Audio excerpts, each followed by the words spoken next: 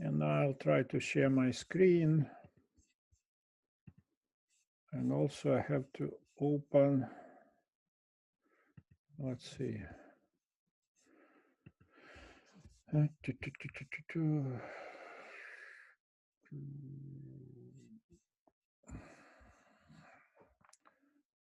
see, that's not what I wanted to do, in fact.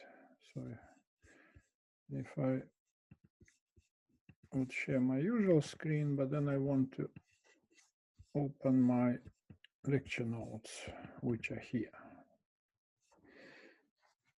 Okay. And if I'll need something else, I'll probably use the iPad as well. So I mentioned last time that do you see my screen? I hope you do. Yes. Okay. So last time we also discussed one of the initial problems which lead to graph theory, which is the problem of bridges in Königsberg. So there was a river containing two small islands, and these islands were connected to each other, and they were connected to the shores of the river. And then somebody wanted to understand whether it's possible to make a closed walk there, passing all bridges just once and getting back to the same place where one starts. And we'll in some 30 minutes, we'll understand that in this particular case of Königsberg, this was impossible. But to prove this, so Euler had to develop a certain area within graph theory, which is called Euler graphs. Okay, so let me now go through some basic notions related to this, and we'll formulate the most important result about a characterization of Euler graphs. So this is a fortunate situation when one can give a fairly easy criterion when a graph is an Euler graph. Okay, so let me start with some basics. Again, say G is a graph or a multigraph, meaning that we allow multiple edges. Here we'll be talking about non-directed graphs. By a degree of a vertex, V in G will just denote the number of edges adjacent to V. And if we have a loop, the loop has two ends, so the loop would be counted twice. So there is a subclass of graphs which seems to be quite restrictive, but already this subclass of graphs has quite advanced properties. These are so-called n-regular graphs, and a graph is called n-regular if degrees of all its vertices is the same number n. So here comes a small example. Oops. So if we look at, so a complete graph Kn, I recall that a complete graph is a graph where no loops are allowed, and each vertex, there are n vertices, and each vertex is connected to every other vertices. So from each vertex, you have n-1 edges propagating. So in a complete graph is of course a regular graph. It's n-1 regular. So here is a small proposition, a small example showing that, say, if we look at this particular graph, we have two vertices of degree 3 and two vertices of degree 2. Okay. So a first quite simple proposition we'll start is that the sum of the degrees of all vertices over all vertices in the graph is equal double the number of edges. And that's not much to prove. Of course, each edge contributes 2 to the degrees. So it has two endpoints, each edge, even if it's a loop, it still contributes 2 to the degree. So we can say the sum of the degrees over all vertices can be decomposed as the sum of ones, where one comes from an edge adjacent to a given vertex. So if we change the order of summation, we'll get the summation over all edges, and each edge contribute twice. So we'll get that the sum of the degrees is twice the number of edges. Okay, as a small corollary of this fact, we'll get that if we have a graph or a multigraph, and if we'll count how many vertices have odd degree, then the number of such vertices should necessarily be an even number. Why? Well, we know now that the sum of the degrees of the vertices is twice the number of edges. Yeah, so it's an even number. So each vertex which has an even degree contributes also an even number. So if we subtract the contribution of all vertices with even degrees, we'll get an even number. So the conclusion is that, the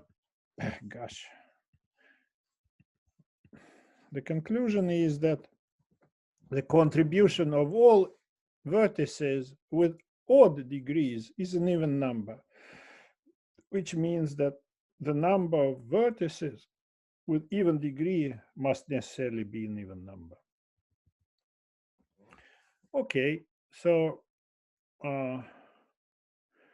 here is a kind of stupidity check. So what can we say that if we have an n regular graph? I recall that the graph is called n regular if each vertex has the same degree equal to n. So then we have that n times the number of vertices equals twice the number of edges. Yes. So which implies that what do I want to say? For example, if we look at 3, if n is an odd number, then the number of vertices, let's see, if n is an odd number,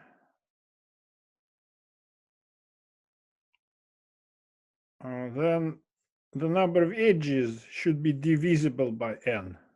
Yes. So what do we say here? So let us look at 3 regular graphs where each vertex has the number of edges 3. So what can be the possible number of edges in such a graph? So and the claim is that, for example, in 10 edges would not work because 10 is not divisible by 3. But for example, 9 edges would work. So we have the number of vertices times 3 should be equal to twice the number of edges. So then the number of vertices from this formula should be 18 divided by 3 is 6. And here is such an example. So if we look at 6 vertices, connect them cyclically, and then connect each to the opposite one. So you don't count this thing. This is just the artifact of how I draw this. So it's not a vertex here. This is just 3 edges. Okay, so we can always find if the number of edges divides n, and in case n is odd, then we can always find a regular graph, and in several times, not just one, but several non-isomorphic graphs with this property. Okay, now let's go to the main definition of an Euler graph.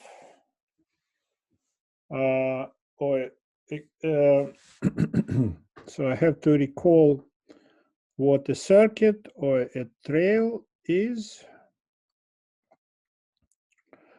So a trail is a path in an undirected graph where no edge is passed twice, so we do not repeat. So it's a path between, say, two vertices, such that along this path no edge is repeated.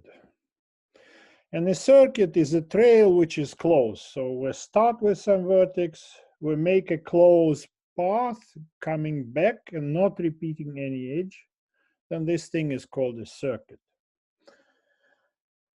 Okay, so we can define similar notions for multigraphs as well. The only thing that if we have several edges connecting two vertices, so we cannot use, so if we use one of them, then we remove it from the graph, or we burn it, so to say. Well, we are not allowed to go over the same edge twice, although there are several of them connecting two vertices. Okay, now, so what I want to say that the notion of a circuit or a trail is well defined for multigraphs as well. Okay, now what is a Euler graph or a graph admitting an Euler circuit? Is a graph where you can start at some edge, start at some vertex, and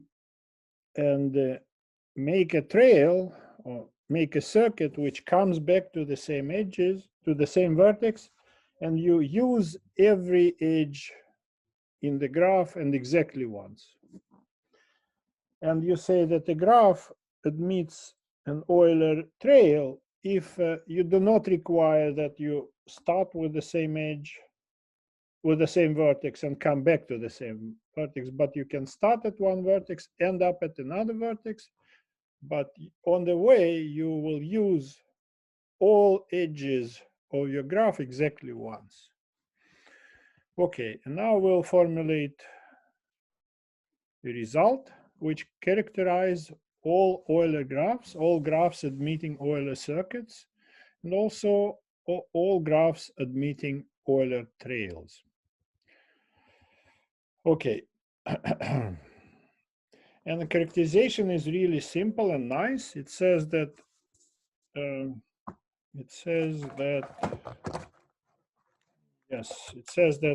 graph is an Euler graph that admits an Euler circuit if and only if the degrees of all its edges are even.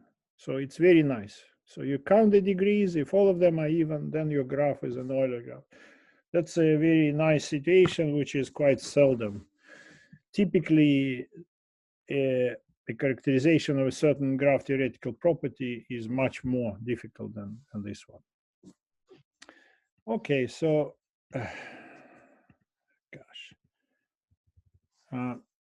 yeah, so one small requirement that you have to require that your graph is finite, means that it contains finitely many vertices and edges. And here is an example where or a graph with an infinite number of vertices where the property of having even degrees of all vertices is satisfied, but it's not an Euler graph in a natural way. So if you just look at the graph, which consists of the real axis with vertices placed at each integer point, for example, then the degree of each vertex is 2. And you can traverse it like this, but you'll never come, since the number of vertices is infinite, you'll never come back to the same vertex. But as soon as you assume that your graph is finite, then the criterion says if and only if. Okay, maybe I can draw some examples. Let me before I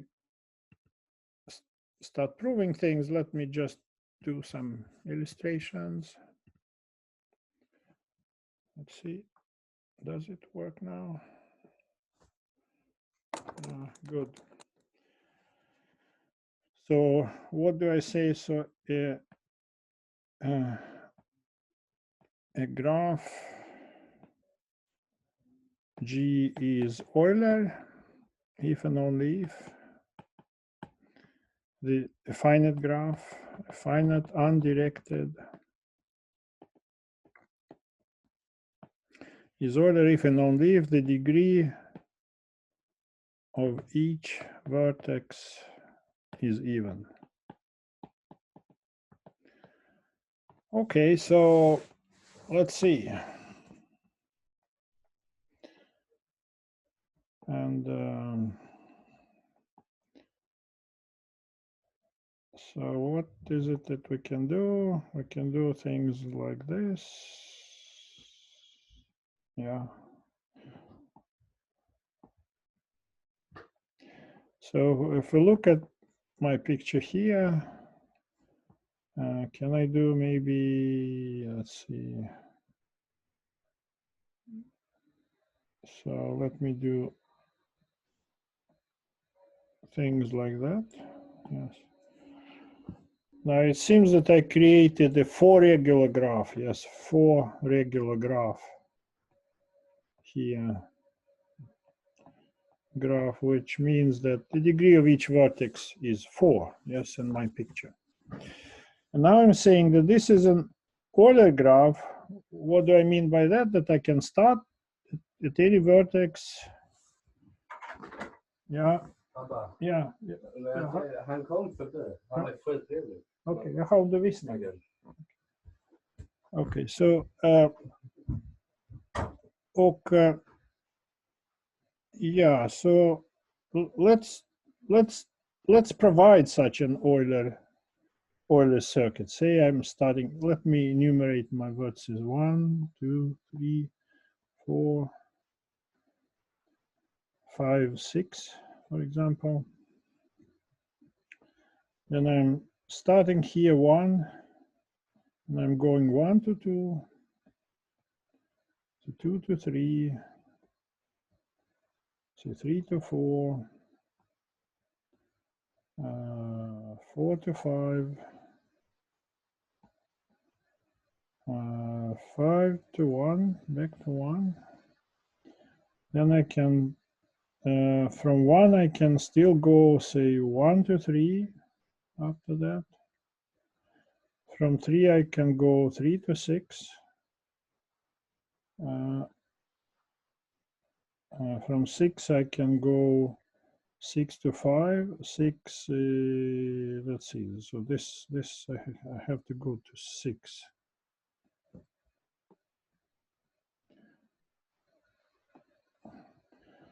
Three to 6. Now I can go 6 to 2, 2 to 5, and 5. Which edge? I'm missing one edge here from 5. 1, 2, 5 to 6, 6 to 4, and finally 4 to 1. And I'll be covering all edges and exactly once, as you saw when I was moving. This is not the only way to do this, to create the Euler circuit in this situation, but this just shows an example how to do this. There are actually many different algorithms how to create an Euler circle or Euler circuit if you have a Euler graph or a graph with whose degrees of vertices are all even. There is a very effective algorithmic procedure how to do this. Okay, but let me go back to the proof. Let's see, I'll share my original screen back.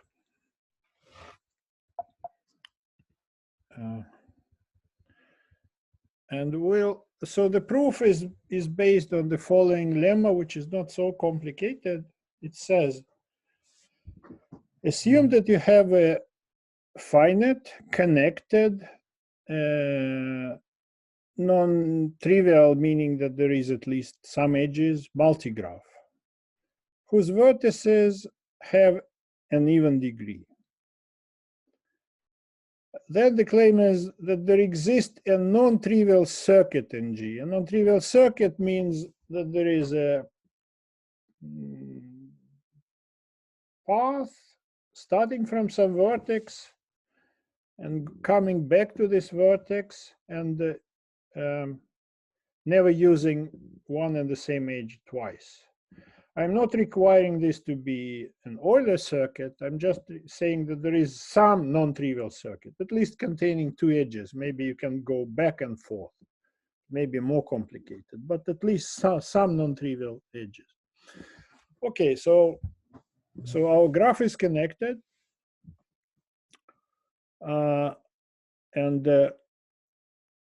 I'm saying, okay, let me start with some vertex, which has, so we don't have isolated vertices. So if I fix some vertex, I can definitely at least find one edge. The number of edges should be positive, so I can at least have one edge to start with. And now I'm saying, assume that I'm picking this edge and I'm continuing to use new edges as long as I can. So I'm getting a maximal trail of maximal length, a trail I cannot extend further. Okay, now I want to say that since the degrees of all vertices is even, this trail has actually has to come back to the same vertex we started with. Why? Okay. So a trail again is a path with no repeating edges, and in a circuit is a trail which is closed, come back to the same initial vertex. Okay, I'm claiming that if I'm starting with my vertex v1, I'm going further as long as I can. I'm coming back to to the last vertex vn plus 1. Then if this path, if this trail is maximal, I cannot extend it anymore by any further edges. So vn plus 1 has to be equal to vn. Okay, why? Well, it follows for free from the fact that the degrees are all even. So assume that we're in the situation where coming to some vertex and then leaving some vertex. Then from the degree of this vertex, we have to delete two. We have used two edges coming to this vertex. We cannot use them anymore. Okay. Assume that vn plus 1 is not v1. Then I'm saying we just entered vn plus 1 an odd number of times. Because if vn plus 1 already occurred somewhere in between the beginning and the end, so we were subtracting 2 we were passing through. So we're subtracting 2 edges. And say at the end, we just entered it. So we have to subtract 1, but its total degree was even. So it's still, if vn plus 1 is not v1, it still has some edges which we haven't been using on our trail. And this contradicts to the fact that our trail is maximal. So it's only when we come back, we close the loop, we'll be subtracting even numbers from all the degrees. Okay, so in this way we can show that if G is a connected graph with all even degrees of all vertices, then it contains at least some circuit. Okay, good. I'm not saying that it's a maximal circuit. But using this lemma, we can try to prove the characterization of Euler graphs. And we will do this by induction on the number of edges. Okay, if there are no edges, then everything is clear, the graph is empty, nothing to talk about. Now, and assume that we have the induction assumption that for all connected multigraphs where the number of edges is smaller than a given number n, so the claim is true, and we now have a new graph where with this property that all degrees are even, and the number of total number of edges is n, exactly. Okay, now we have a situation of the lemma. We have a connected finite graph, blah, blah, with all even degrees. So we can find at least some non-trivial circuit. Okay, some circuit, no edges will be repeating, will be starting at some vertex and coming back to this vertex. Okay, now, so here is our circuit, V1, we use the edge E1 going to V2, blah, blah, blah, and this we're coming back to, Vn plus 1 is V1. Now let's remove this circuit, all edges of this circuit from our graph. Now we'll get a smaller graph.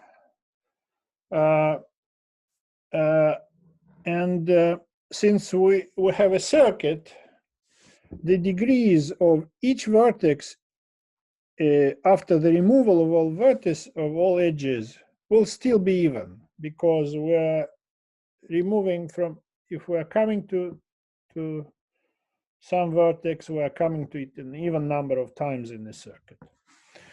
Okay, now we have a smaller graph now, which in principle doesn't have to be connected. It can consist of several connected components. But each of the connected components will satisfy the same property as we have. It will be, say, connected graph with all vertices having even degree. So by the induction hypothesis, we can say that each of these smaller subgraphs has Euler circuits. Now we can combine our Euler circuits, which we have for smaller subgraphs, plus this original circuit, which we started with, which we created in our initial graph, into a bigger Euler circuit of the whole graph. So what should we do? So if we have those circuits for smaller subgraphs, we start with V1. We are following our original circuit, V1 to V2, blah, blah, blah, to Vn plus 1, which is V1. But each time we hit a vertex which belongs to one of these subgraphs, we can make kind of a loop here consisting of the Euler circuit of the smaller subgraph. So let me maybe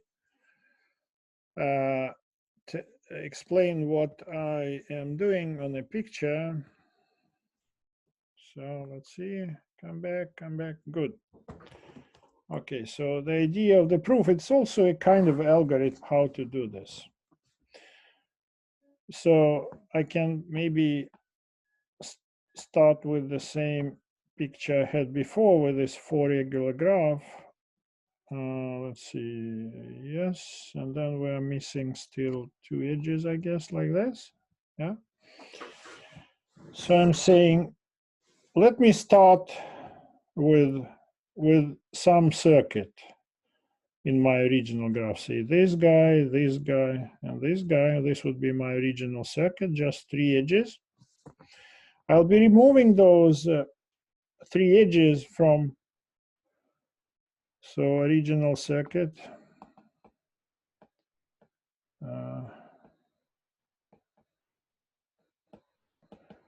Now I'll be removing it. So the graph which I'm getting after the removal will be like this.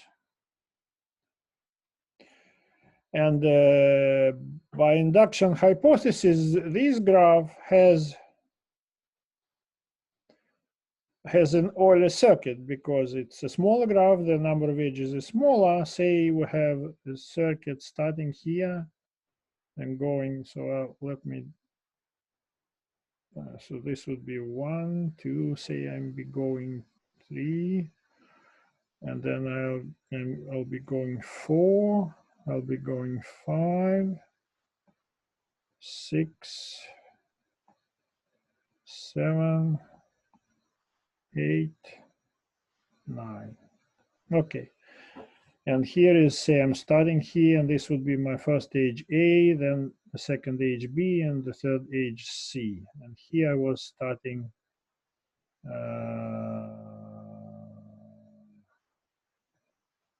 okay, so okay. Now I want to glue those things together, and the idea is, say I'm starting going along my original circuit, but now I'm getting to this vertex here. Now I will be gluing this circuit for a smaller graph, say like this. So I start here, starting edge. Now I'll be gluing my smaller circuit 1, 2, 3, 4, 2, this way, that way, that way, and that way. So I'm using edges which are not in my original circuit, and I'm coming back at some point. So after I glued this thing, I'll continue my bigger circuit, the circuit I started with, and say if here is I'm hitting some smaller circuit which I created on the second step, I'm doing it, I'm coming back, and then in this case I'll be finishing. But the idea is that I have my original circuit, and on it will be growing smaller circuits which come from the inductive step.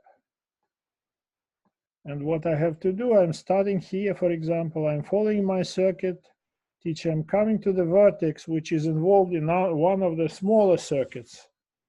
Then I'm following the smaller circuit, I have to come back because it's a circuit, it's a closed thing. Then I'll be following, again, edges of my original circuit till I hit the vertex where the other smaller circuit grows. I'm following it, I'm coming back, and so on till I'll be finishing this whole thing. And then this way I'll be using all edges I have in my original graph, because the union of my original circuit and the circuits for the smaller subgraphs, this union covers completely all edges of my original graph. Okay, so let me go further. Okay.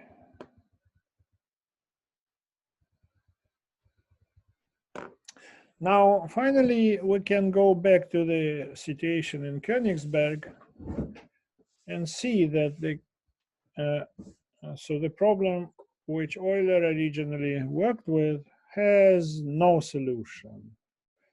Okay, so I think I draw, let's see, how was it?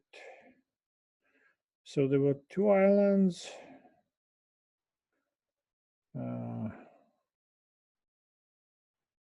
Anyway, so it's supposed to be this graph. So Königsberg. So the graph which was formed by the bridges is supposed to be like this. And okay, so this we see what happens here. So we have 4 vertices. So here we have the degree equals to 3, the degree equals to 3, the degree equals to 5. We're not seeing what you're Oh, drawing at the moment. sorry. So I mean, I'm trying to draw this thing. So okay. Anyway, so we have a degree 3 here, a degree 3 here, and degree 3 here, and a degree 5 here. So there are 4 vertices altogether, and all of them are odd degree. So they're supposed to be an even number. In this case, it is 5. And this graph does not satisfy Euler property. So there is no way you can make an Euler circuit. If you try to do this, say we start here, do here, here, here, here, and when we're stuck, and whatever you try to, whatever you can probably. So what's the best thing you can do? So you have to remove at least 2 edges, I guess. Well, anyway, so you can try to play a little bit and see that you cannot cover all edges doing this twice. And if you want to start with the same with the vertex and come back to the same vertex. Moreover, in this graph you cannot even do an Euler trail. An Euler trail you can start at some point, use all edges, and add at some other point. Doesn't have to be the same vertex. And there is a nice criterion for that. Yeah, I think it's missing in this note, but I can probably write it down. Let's see, annotate. Yeah, a graph has an Euler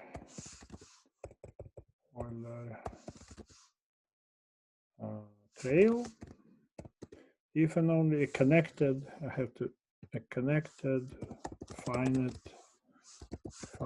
graph has an. I'll move it. So in a second, has an Euler trail if and only if and only if it has exactly 2 vertices of odd degree. And in this case, this trail should connect those vertices. And we can draw such an example. In this situation, we have 4 vertices of odd degree, so we cannot even find an Euler trail. Okay, so yeah. What does that negative, the solution to the problem of 7 bridges of Königs mean is negative? Negative. Yeah, I mean, so the graph which appears for in the situation of bridges in Königsberg is this graph. So it doesn't have vertices of even degree at all. It's a so this graph contradicts the assumptions of our theorem characterizing Euler graphs. So therefore, there is no Euler circuit existing in this situation. And not even an Euler trail. And an Euler trail is an analog of Euler circuit, but you do not require that the initial vertex and the final vertex should be the same. And the characterization of this graphs with Euler trail is that there should be exactly 2 vertices of odd degree, no more. Okay.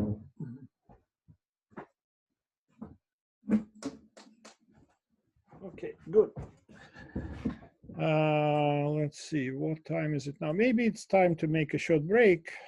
And after a break, we'll be discussing another interesting problem, which has a very good solution, a problem when a graph is planar. Okay, so I'll stop sharing and we'll meet in some 5 minutes, 10 minutes.